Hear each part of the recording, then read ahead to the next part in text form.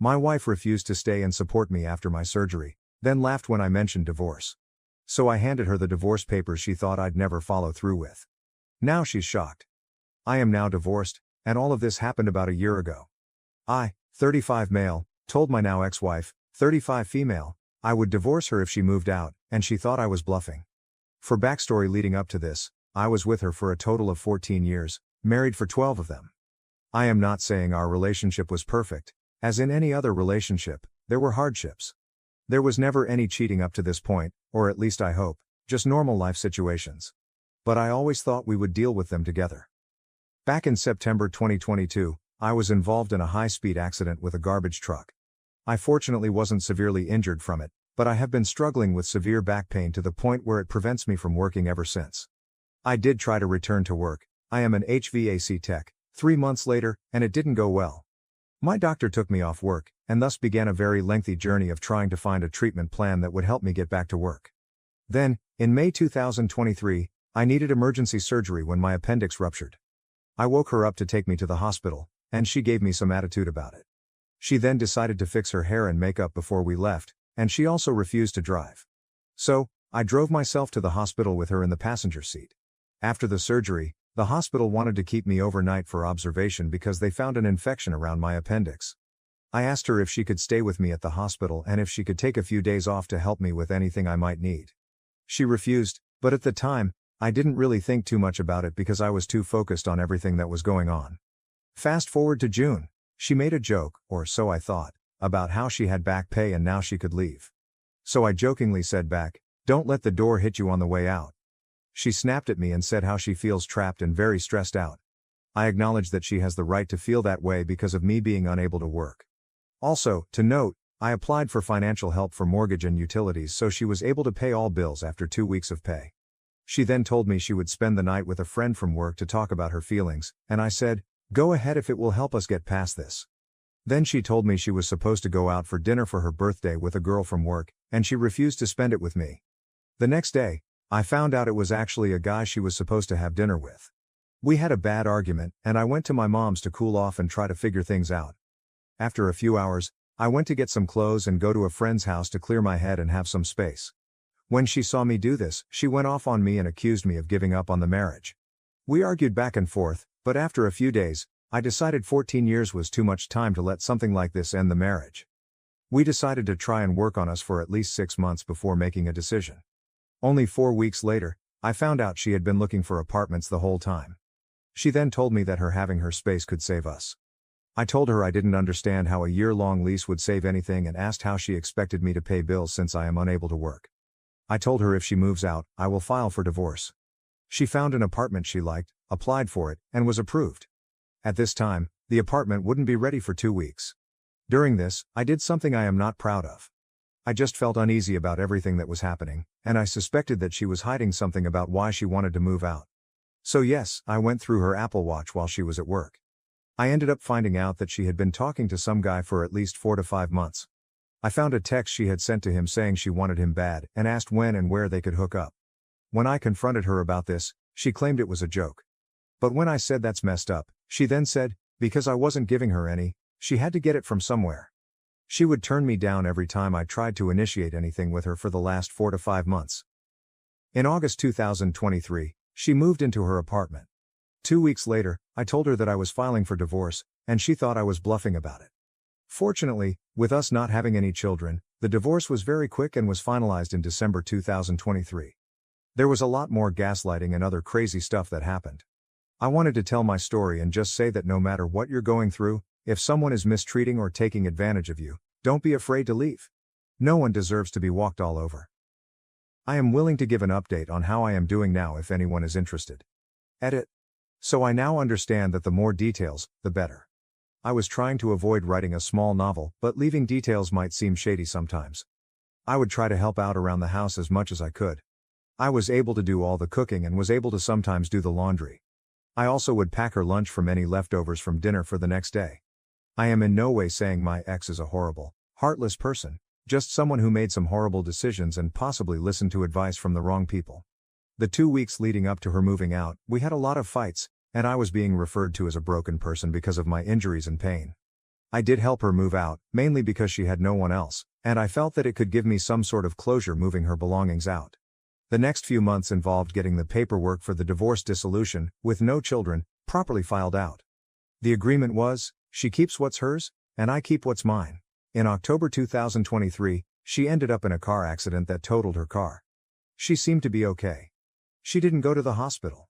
She asked to borrow my car for work, but I declined. Then she said I needed to take her back and forth to work. I also said no to this. I told her I wouldn't be able to because of conflicting schedules with my physical therapy and doctor visits. She said, that's not her problem. So I got upset by that and told her she isn't my problem anymore. There wasn't much communication after that until I saw her the day of the divorce, which was in December. There has been little communication since, just mainly trying to get her to change her address. Now, I just send her mail back to sender. As far as me and her go, there's nothing else to say. We don't talk or see each other at all. Now, for people wondering how I'm doing now physically, I have been getting better slowly. I just had a procedure that numbed the nerves in my lower back to help manage the pain. Hopefully, this will help me get back to somewhat normal activities or life. I am in a new relationship. When the new year started, I thought I would try and go on a few dates to see how things felt and also just get out of the house. Nothing too special at first, no one-night stands, as I'm just not interested in those. Obviously, most of them wanted someone who was in a better situation, and I understand that, and there's nothing wrong with it. It was weird to date again because it's been so long, but I did feel like I found a connection with someone. I would be okay with a new relationship, but after a few first dates, I decided I would just focus on my recovery and other things before getting too serious. However, after a few dates, my last date I was going to go on ended up being the one where I met a woman who was very accepting of everything I went through and was going through. I enjoyed her company and hung out with her quite a bit over the next couple of weeks. I was completely honest with her about everything, and she found it refreshing. She said that's what attracted her to me in the first place. We have been seeing each other since late January. I knew it might have been too soon to date again, but I am happy and very hopeful for what the future might be. I am definitely more aware of things I need to be concerned about, and I'm very persistent about being honest and open with her about everything. She is doing the same with me. I am sorry if I have written too much, but I'm trying to give as many details as I can. Update. So first off, I want to say I love the content and I have listened to almost every episode. I also want to give a shout out to Sam and the Ottoman Empire. I have been divorced for almost a year now, and I thought I would share my story. To keep this somewhat short, I will be leaving a lot of details out, but I am willing to answer any questions that anyone has. 2 years ago, I was involved in a severe car accident where a garbage truck pulled out in front of me. I did not have any time to respond and hit it going 55 miles per hour. I am still going through recovery and have been through multiple procedures to try and help get the pain under control so that I return back to work. I also had my appendix rupture and had to have emergency surgery in May of 2023. Looking back, I can now see that she was being extremely distant from me, but at the time, I didn't notice because I was more focused on my recovery and physical therapy to try and get back to work. After I had my appendectomy done, she became very distant and was very secretive with her phone. A few months later, she finally told me that she was feeling overwhelmed and stressed out about the situation I was dealing with and said that she wanted to go stay at a friend's house to talk with her about her feelings and clear her head. Well, 2 days later, it was her birthday, and I found out that she had made plans to go to dinner with some guy from work. She didn't end up going because he did not respond to her text messages. We had an argument, and at the time, I was willing to move on from it because we had been together for 14 years, married for 12. Just a few weeks later, I found out she was looking for an apartment, and I told her if she moved out, the marriage was over, and I would ask for a divorce. The next day, she came home and told me she had just gone and looked at an apartment, signed the papers that day, and was waiting on the approval of the background check and employment verification. The next day, I found out that she had been texting another guy for about 4 months and also found out that she told him she wanted him and wanted to know when and where to meet up. When I confronted her about it, she said she was joking and that nothing happened. She ended up moving out in August 2023, and 2 weeks later, I showed up at her apartment with divorce papers. She was very shocked and very emotional and told me that she didn't think I was being serious when I told her I would ask for a divorce. I ended up filing for a dissolution, and since we didn't have any children, it was a lot cheaper, and the process could be done a lot quicker. The divorce was finalized in December 2023. This past year has been a struggle with trying to earn money to pay bills and trying to stay positive with my recovery. There were a lot of details I left out to try and keep this as short as possible, so I am willing to answer any questions that anyone has about what I went through or how I am doing now. Edit. After replying to everyone's comments, I felt like I should give some more information on the details of what was happening during this time. Like I mentioned in the story, I was unable to work due to the pain, doctor visits, physical therapy, and the few medical procedures that I was going through. Though I was unable to work, I still tried to help out as much as I could around the house with cleaning, taking care of the dogs, and I would do all of the cooking since cooking really didn't cause any additional pain. When I had my appendectomy done, they had to keep me overnight for observation because they found an abscess of an infection. I asked her to stay overnight with me at the hospital and then take the next day off to help me get home when I was discharged, and she refused. So, I don't know if you would call this passive aggressiveness from my ex, but the things that she would do would tell me about how guys at work were complimenting her, telling her that she was attractive and how she smelled really good. At one point, she had bought perfume to make herself more attractive to men, and she told me she wore it to feel better around me. But the day after it was delivered, she came home complaining that none of the guys at work complimented her on her new perfume. The reason why she said that she was going to go out to dinner with someone else was because, since I wasn't working, I wasn't able to treat her to a birthday dinner. Now, the things that she would do after she moved out and during the divorce process, I'm pretty sure she thought that she was making me jealous. But she would brag to me about certain dates that she would go on with other guys from work. I would tell her that the best thing moving forward, since we're going through a divorce, is to keep our personal lives to ourselves and just discuss what needs to be done for the divorce. But she kept going on and telling me about certain dates that she went on. Now, the things that I did when she was moving out, I only did for myself so I could have closure and could feel good about myself that I took the high road in the separation. So, I sold my season ticket licensing to the NFL team that I supported, and with that money, I helped her move out by paying her deposit and any furniture she needed.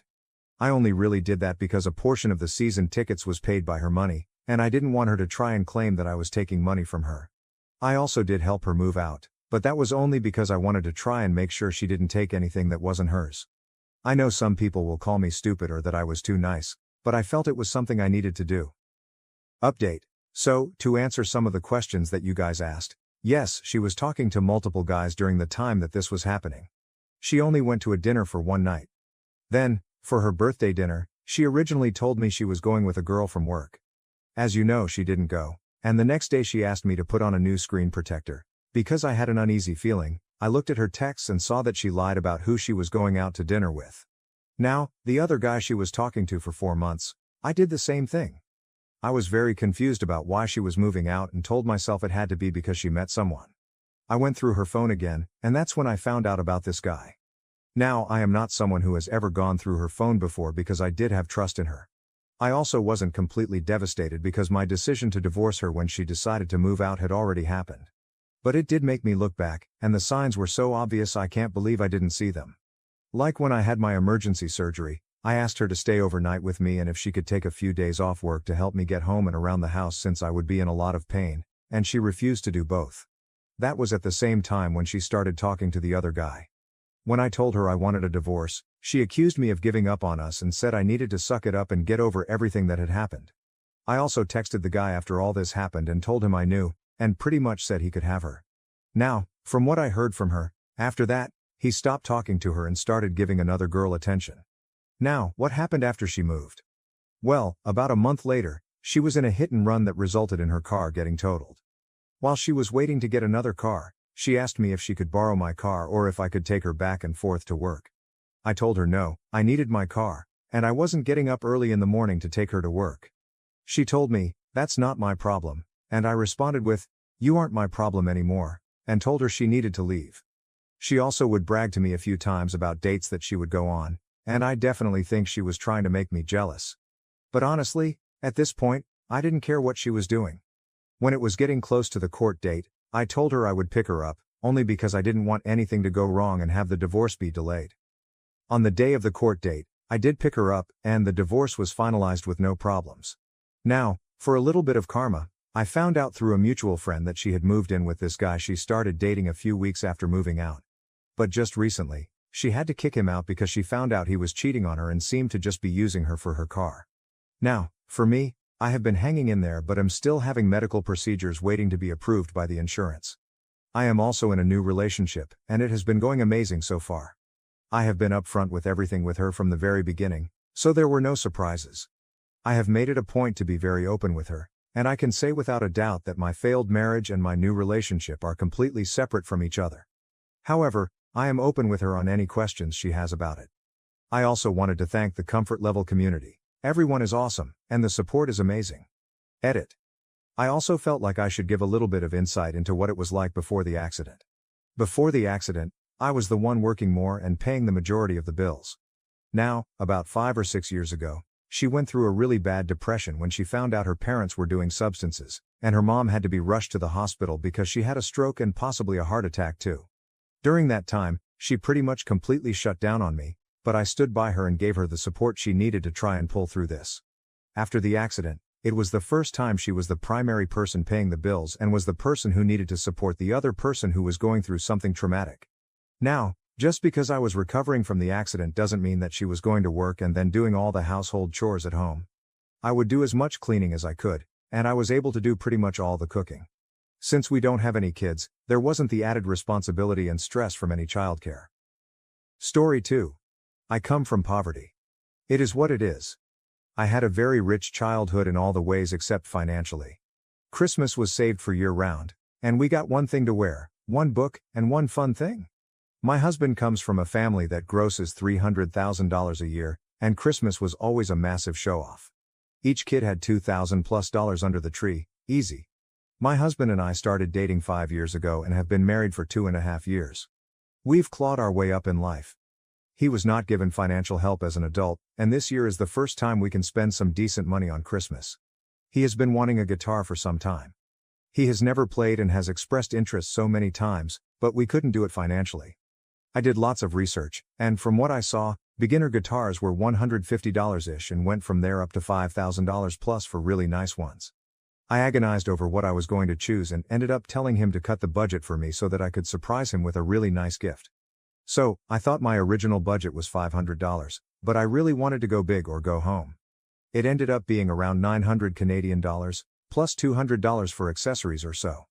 Being able to spend that amount is just unfathomable for a former poor kid, but I did it because he deserves it. We finally have the means, and I was beyond excited to see his face light up Christmas morning. Christmas morning comes, and the tree gifts wait until his family arrives. I am basically giddy at this point with excitement. Our turn comes for couple gifts, and I bring the guitar case out from its hiding place. He's so excited and opens the case, revealing the guitar and then, "Oh, thanks babe, never heard of this brand." Not the overwhelming joy I was hoping for, but it's not about me, right? His brother says, "It's nice, a decent cheapy one to start out with." His dad chimes in, having played in his 20s, and says it's known for its lower-end models and they'd be happy to chip in for a nice one next year if he sticks with it. I have never felt such a punch to the gut. I assume I'm overthinking, as per usual, but I am still so devastated from this 10 seconds of today, and I can't even really verbalize why. It felt like I was 9 years old again, trying to be excited about my new Aeropostale hoodie with my friend that got a MacBook and a Disney trip for Christmas. I think those comments affected how my husband viewed it too because he hasn't touched it since, despite wanting it so badly for years. I guess I'm just venting. I feel so small, and I just had to get it out. Some relevant comments. I'm wondering if maybe your husband had a specific brand of guitar in mind that he wanted, and that's why he reacted that way. Not sure if that'll help you feel better, but that was my first thought. I don't think he did. He's usually pretty forward with things and has never mentioned a specific brand. He's not super knowledgeable about any of it. My dad said the brand is a common enough brand. I know his brother does have a Les Paul though, so by comparison, it definitely pales if he is only familiar with the very high-end names. What brand did you get? It's a Guild 250. The person I spoke to at the music shop in Canada said it was a very good choice. He talked me out of the two other options and reassured me of the quality and longevity. I was actually quite shocked he didn't know the brand, even as a non-musician. Do you know the preceding letter for the 250E model? Guild has an interesting history of ownership, having once been owned by Fender and now owned by Yamaha. They make some very good guitars across a wide price range. You got him a nice guitar, OP. Sorry, yes, it's an F250 Blonde Jumbo. Not sure if that makes a difference, considering Guild has the F55 that retails at $4,600. Their family saying it's a cheaper guitar brand is extra rich.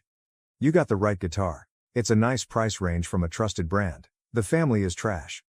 Your husband probably is not sure what guitar he wants. I'd take him to the music store and have him try out some models.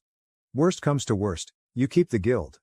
How does he normally handle the class difference in your relationship? He honestly never mentions it. It hasn't been a huge hurdle. We did struggle to meet in the middle when it came to what is essential versus just wants. Both of us had a skewed idea of that, but I think he had to rough it enough at 21 to 26 to be based in reality 90% of the time. Christmas just seems to be the exception. Sounds like you're actually devastated about your husband's reaction to the gift, not his family's reaction. I think you're right. I was expecting him to be so excited, and then it just didn't really happen like that in the end. This guitar had been a passing conversation for years.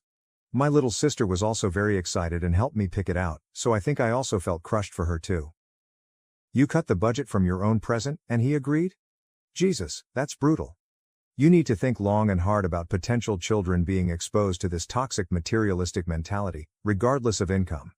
Those comments were disgusting, but they seem set in their ways. I still think he spent way over budget on me, so I don't know if he actually agreed. I'll give him that. He knows I stress about money endlessly, so I'm assuming he just agreed to make me feel better about wanting to spend more. What did he get for her presents? He honestly did. He was very thoughtful. He got me a purse I've been wanting for a hot minute and quite a few other things that he took note of over the past few months. He definitely went over the new budget. Not the same price, but I really and truly am not a gift person, so the thought is 100 times more important to me. Just an assumption, but even when he had to rough it, he did always have his family to fall back on, as in, he wouldn't be homeless or anything. That gives a very different mentality to someone who does have to genuinely fear homelessness. In honesty, I think spending your childhood and many teen years in financial comfort is going to have a much larger effect on someone's values than a few years of scrimping and saving as a young adult. Yeah, I suppose our idea of roughing it definitely differed. There has always been the safety net. He was pretty good about not using it and holding his own, but it was definitely still there. OP expands. He got a taste of normal life because they didn't give him money to start out. He had to get his crappy minimum wage job like the rest of us, save, and work up from there. Our collision of worlds has actually been good because he reminds me I deserve new jeans when mine have holes, and I remind him that he doesn't need a new pair of jeans every week. So, it's only really when we're with them that he reverts back to this. I can't help but mention, I came from a household whose parents grossed a bit more than you mentioned, and Christmas was never $2,000 plus per child. That level of gift giving sounds excessive for reasons beyond income. What you got would have been a special gift by my or my family's understanding. It's completely infuriating to watch.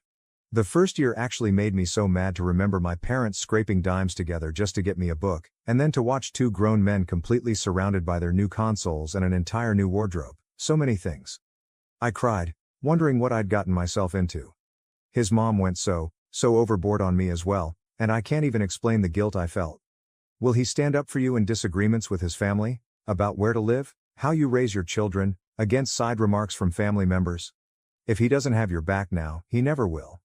Yes, in other ways, he definitely does. His parents disagree with many things we're doing with our daughter, namely getting 99% of things secondhand, aside from the car seat and mattress, and letting her get dirty, the horror. He is usually quick to tell them, "My kid, my rules."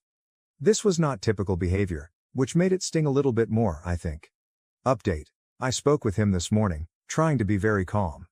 I'm not confrontational by nature, so I put my anger aside and went into it with patience and grace.